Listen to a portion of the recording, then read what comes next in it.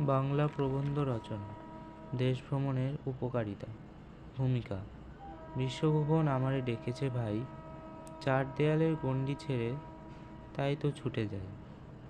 ঘর আর পথ, এ নিয়েই মানুষের জীবন। তাই ঘরে থাকতে থাকতে মানুষের মন যখন হাঁপিয়ে ওঠে, তখন সে পথে নামতে চায়। মন চলে যায় দূরে সুদূরতায় হারিয়ে। যেতে যেতেও মন জেনে নেয় পৃথিবীর নানা গোপন কথা, অচেনা অজানা রহস্য।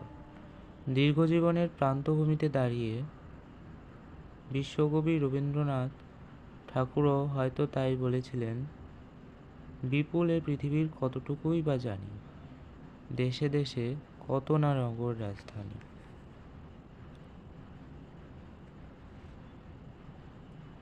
দেশ ভ্রমণ ও শিক্ষা। ইতিহাস, ভূগোল, বিজ্ঞানের মতো বিষয়গুলি আমরা বইয়ে পড়ি। তখন আমাদের জ্ঞান থাকে পুঁথির মধ্যে সীমাবদ্ধ। পুঁথিপর জগতের মানুষের জীবনে অসম্পূর্ণতাকে সম্পূর্ণ করে তোলে দেশ ভ্রমণ। অভিজ্ঞতার আলোকে আমাদের জগৎ তখন চিত্ররূপময় হয়ে ওঠে।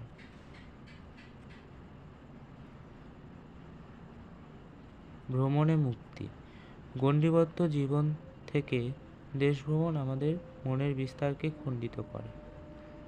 জীর্ণ লোকাচার প্রতিদিন আমাদের বেঁধে ফেলে, সেই জীর্ণ লোকাচার থেকে এবং কূপমণ্ডূকতা থেকে ভ্রমণ আমাদের মনকে মুক্তি দেয়। ভ্রমণকারী। প্রাচীনকাল থেকেই অনিশ্চয়তাকে সঙ্গে নিয়ে মানুষের পথ চলা শুরু হয়েছিল। ফাহিয়েন, ইবন বতুতা,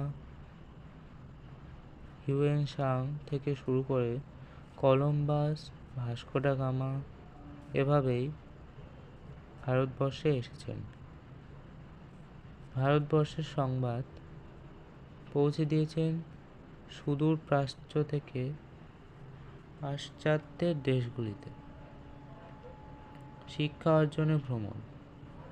ভ্রমণের মাধ্যমেই শিক্ষা পূর্ণতা পায়, একথা একালের শিক্ষাবিদেরা সকলেই মনে করেন।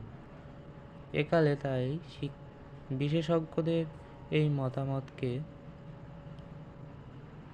গুরুত্ব দিয়ে বিদ্যালয় বা কলেজ, বিশ্ববিদ্যালয় থেকে শিক্ষামূলক ভ্রমণের ব্যবস্থা করা হয়ে থাকে।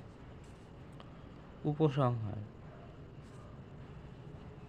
ভ্রমণে প্রাণের সঙ্গে প্রাণের মিলন ঘটে, নতুন জীবন দৃষ্টি আর জীবনী শক্তি দেয়।